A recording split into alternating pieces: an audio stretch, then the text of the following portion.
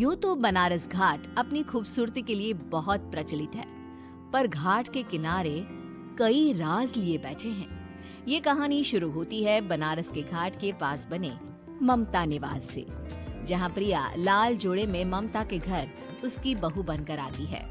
आओ आओ बहू, घर को अपने पैरों से पवित्र करो। ममता घर की दहलीज पार कर ही रही होती है कि अचानक एक बहुत गंदी सी बास पूरे घर में फैल जाती है।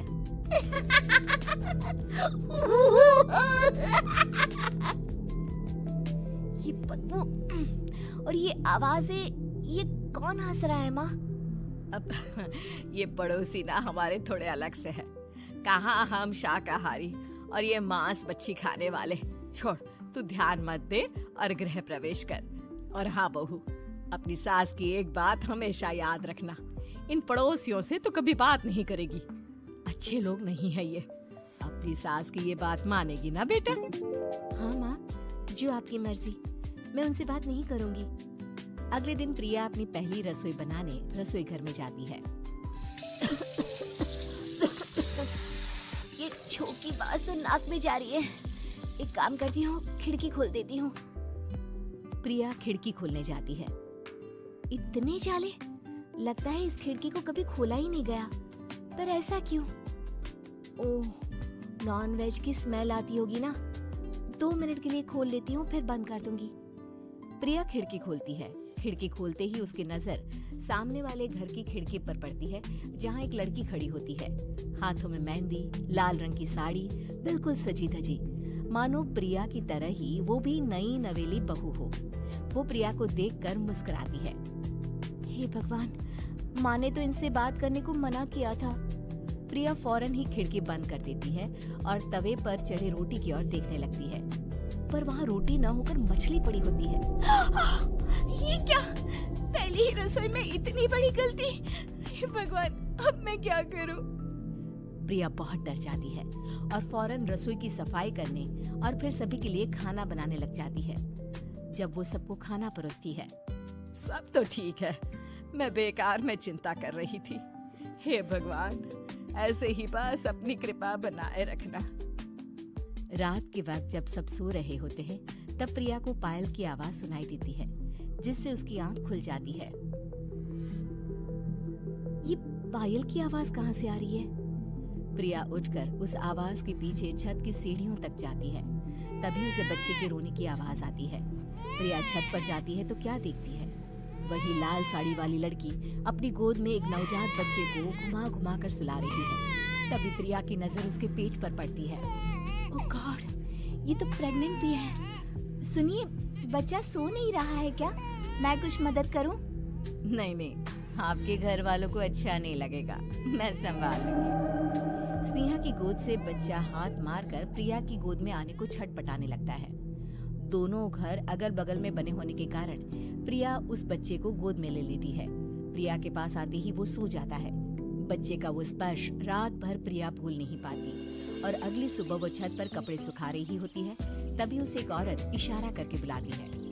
स्नेहा कह रही थी बाबू तुम्हारी गोद में आते ही सो गया। मैं गौरी, स्नेहा की माँ हूँ। बहू, घर आना, बाबू को खिला भी लेना। शाम को जब घर पर कोई नहीं रहता, बच्चे से मिलने के लिए प्रिया छिपकर अपनी पड़ोसन के घर चली जाती है और कुछ देर बच्चे को खिलाकर वापस लौट आती है। इसके कुछ दिन बाद ही प्रिया को पता चलता है कि वो माँ बनने वाली है। ममता की खुशी का ठिकाना नहीं रहता।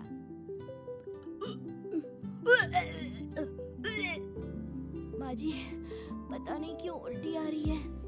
प्रिया भागती हुई वॉशरूम में जाती है तो हरे और लाल रंग की उल्टी करती है। उस उल्टी में से कीड़े निकलते हैं। ये क्या? खून और ये कीड़े! माँ! माँ! प्रिया की आवाज सुनकर ममता दौड़ कर आती है, पर बेसिन में कुछ नहीं होता। प्रिया हक्की बक्की रह जाती है। ये सब क्या हो रहा है? प्रिया घबरा जाती है और अपने कमरे में जाकर सो जाती है। डर के कारण वो इतनी थक जाती है कि उसकी आंख लग जाती है। तब उसे ऐसा लगता है उसके पेट पर मानो कोई बैठा हुआ हो। कौन हो? प्रिया के पेट पर एक 5 महीने की बच्ची बैठी हुई थी, जो बुरी तरह जली हुई थी। माँ, तुम ही मुझे लाई ना अपने पेट में? मैं तुम्हारी माँ नहीं हूँ। कौन हो तुम? माँ, देखो मैं जल गई बुरी तरह से। 6 महीने पेट में रहने को भी मुझे नहीं मिला। सहला दो ना माँ। बचाओ, बचाओ, माँ। ममता दौड़कर कमरे में आती है। प्रिया की बातें सुनकर वो सब समझ जाती है। तू कहीं बगल वाले घर में तो नहीं जाकर आई ना बहू? मुझे माफ कर दो, मैं गई थी माँ। उस घर में सब मरे हुए हैं बहू। कई साल पहले स्नेहा उस घर में बहू बनकर आई थी। कुछ ही दिन में वो एक बच्चे को जन्म देने वाली थी। पूरा घर बच्चे के आने की खुशी में खोया था कि एक दिन अचानक उस घर में आग लग गई। सब बुरी तरह जलकर मर गए। गौरी आज भी दादी बनने का इंतजार कर रही है और इसीलिए स्नेहा ने अपना अजन्मा बच्चा तुम्हारी कोख में डाल दिया। ममता ये कह रही होती है कि पीछे से उसके पैरों को एक बच्चा पकड़ लेता है। दादी, दादी। माँ, स्नेहा की गोद में यही बच्चा था। ये बच्चा कौन है फिर? तेरी मौत है।